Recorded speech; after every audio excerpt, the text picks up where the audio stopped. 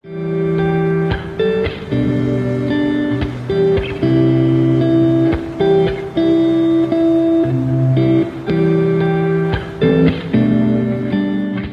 everybody, this is Perch, and it is a strange time, of course, because of the war that is going on between Russia and Ukraine. There's a lot of points of view on that, a lot of commentators talking about it.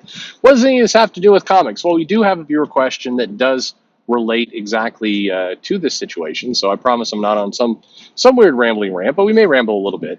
But it's unusual, and we're in a period of time, and I just want to draw this out because this does have a comic context, but it's also a context that applies to everybody's life.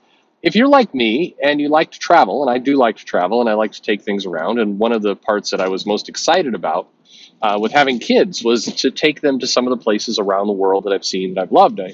I'm very anxious to take my kids to Rome. I'm excited to take my kids to Tokyo and walk the streets of Shibuya. I'm excited to head down to Johannesburg or Cape Town. There's some amazing places that I want to see. I want to be able to showcase. But in this time of certainly COVID, and then COVID has slid right into war with Russia and Ukraine. We live in now a world where I think people are slowly coming to the conclusion that the kind of freedoms that we had back in 2018 are gone. Much like what happened after 9/11. The world has fundamentally changed in a lot of ways, and things may get back to normal in some areas, but the normal is the new normal, and it's not going to be the same. And suddenly we find ourselves where our personal life is a lot more fraught with chaos and questions and uncertainty than in some cases our work life. There's just kind of this thought that struck me that really kind of hit home a little bit. Imagine the work life is now more predictable, more understandable. The mission is clearer than, in many cases, your personal life. And what is that going to do to a generation where it is calmer and more collected? By the way, all of like 2% of you are like, what the hell? Everybody's confused what the hell I'm talking about right now. But I guarantee you there's 2% of you are like staring at the phone or whatever you're listening to with wide eyes because it just unlocked this new terror in your minds. But anyway, let's get to this question. This question is, I can't wait to see the Mumbles comments on this one. I'm asking this question. I'm asking this partially in the context of Ukraine. Comics has a history of including major tragedies and crises from World War II to 9/11 in stories. When is the right and the wrong time to do this? Well, let me get through the entire question here, and then we'll go through it. But it's an interesting question. It's a deep question. There's two sides. One of, we have an obligation to comment. Another of, comics is where I go to get away from this stuff. I can honestly see both positions, depending on the nature and the intensity of the crisis, and of course, if it's for charity. But I lean toward being skeptical of any writer really doing this thing justice in a comic so close to the event, especially in 2020, when many writers would probably use it to get in digs about domestic politics. 10 to 15 years later is obviously different, but then it's like, why include a now irrelevant or aged tragedy in a comic? I'd love to hear your perspective. Sorry for being so wordy. You're not wordy at all. That's a fine, deep question. It's a good one. I think, so in my mind, what I would prefer, comics can touch on current events, should touch on current events, but it takes a skillful hand to do it.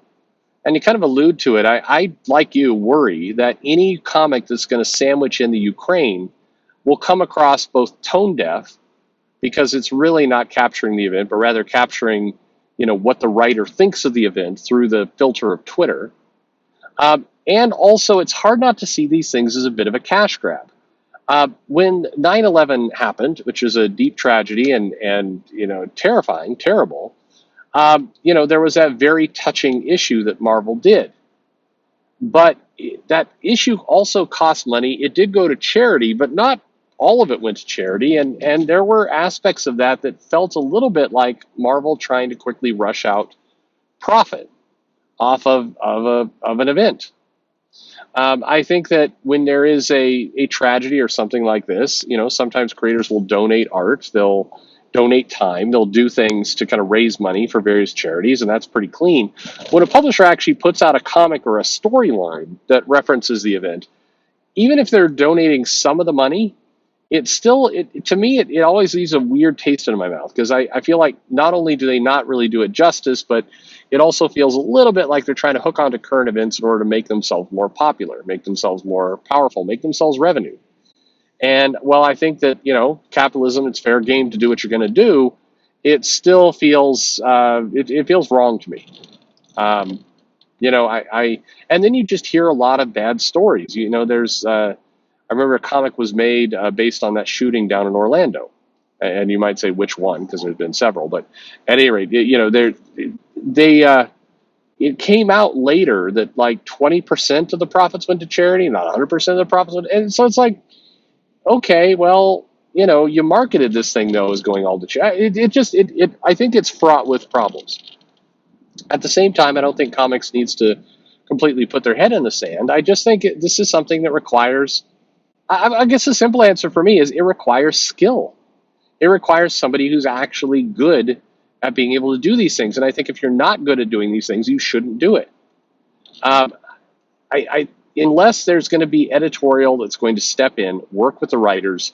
No, I don't mean hire sensitivity readers. I just mean maybe hire people with common sense who can come in here and say, hey, this storyline, it's now's not the time. This rip from the headlines thing that you did feels wrong. Feels like you're stepping onto a hornet's nest. Feels like you're doing things in a way that's going to lead to more problems or questions and answers. And I think that's the case here. I would not do a storyline if I'm in comics right now and I'm an editor. I would not be out there soliciting a pitch for a Ukrainian-based storyline for the Fantastic Four, or for Deathstroke, or any of that kind of stuff. I would tend to avoid it. And I think comics, it kind of gets to the various social topics in comics. I mean, if you're going to do a storyline on the Ukraine, then why don't you do a real storyline where Superman and or the Justice League flies over to Russia, grabs Putin, dangles him over the Kremlin, and says, "Hey, cut this shit out. You're killing innocent people. Stop this." Now you could say, "Oh, but that would break the superheroes because they don't get involved in foreign events." Oh yeah, but they are also supposed to save lives. So where is the line? I mean, as I said in other videos, this takes you down a path that is bad for the comic. If you're having to answer questions like, well, Superman technically wouldn't interfere with a tragedy that involves a country invading another country because he doesn't want to get into their business, even though, thousands or maybe tens of thousands of lives are being lost, the country, the entire world's potentially, about to be plunged into a world war. Yeah, all of these things, Superman would get involved. He would have to get involved. The trick to comics is not set yourself up so you're asking those questions in the first place. They're not good questions to ask. They're not how things should go. I don't know. It's I think you can reference these things, but I think you need to let some time pass, not 10, 15 years, but at least maybe a year. You need to see how it's going to settle out. You need to be able to see the conclusion of the real life story before you start making up your fantasy story and potentially, do a lot of damage in the process. That's what I would do personally.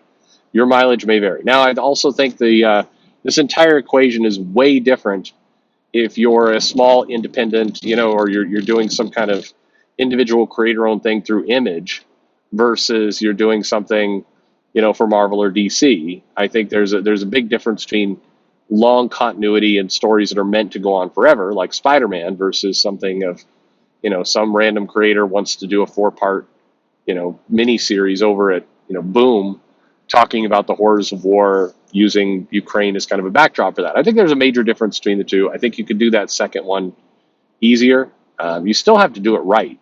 I mean, it is so many of these questions and so many of the problems of comics come down to, and then you get a smart person to do smart things. And that really is the answer to a lot. One side comment, by the way, we've been hearing for the last couple years the threat of globalism, that globalism is going to be the thing that takes away freedoms and pins us all in and all the rest. Well, I'll draw your attention to something. This entire situation that's going on right now with Russia and Ukraine, I think it paints a pretty clear picture that regionalism is actually where things are going, not globalism. Now, they may be big buckets of regionalized countries, things like the EU, things like the United States coming up with a deeper partnership agreement with, Canada or Mexico or whatever it happens to be. But I think the world of globalism, I think it's pretty clear that's not going to happen. I think we're definitely living in a regional state. Now, I know that there's some people who feel very strongly opposed to what I just said, and I hope I didn't just trigger you into long rants in the comment section. But I think if you really stare at this thing, we're going to live in a regional kind of world for a while, and that's potentially a more dangerous world. Not that globalization is also dangerous, but um, this is going to be an interesting time. It's going to be an interesting time for how countries work things out. It's interesting how many countries. Look, hell, you look at Europe. Europe proceeded to, dial back tons of their energy production in favor of utilizing Russia as a resource. That's a problem now, obviously. You've got China that's eyeing Taiwan and would love to you know take an advantage of this. I think China's looking at this entire situation with Russia and the Ukraine as, hey, it weakens the West, so that's good for China. But on the other hand, the entire situation between the Ukraine and Russia is kind of counter to what China would like to do to Taiwan. The idea of this kind of insurgency of everything that happened, that's not how China views Taiwan. China views Taiwan as itself, and they, of course, would like to absorb it. But this Russia situation of an invasion, kind of how that it's different. It's fundamentally different on a political and global level, and it's going to. I think we are going to live in a regional world, and that potentially makes a couple places very uncomfortable. I think Japan is in an uncomfortable position. I think Germany and Austria are in an uncomfortable position. I think there's the UK is in an. I think there's countries out there that are in a very awkward place right now, and it's going to be interesting to see how this all shakes out. Anyway, I won't go down too much for all that, but let me know what you think. When is the right time for comics to touch on war and events? Is there a right time? How should they do it right away, later? What's your take on it? I'm sure we're going to get a lot of different opinions here, so I'm curious to read it. Anyway, let me know in the comments below. Like and subscribe, of course, and thanks for listening.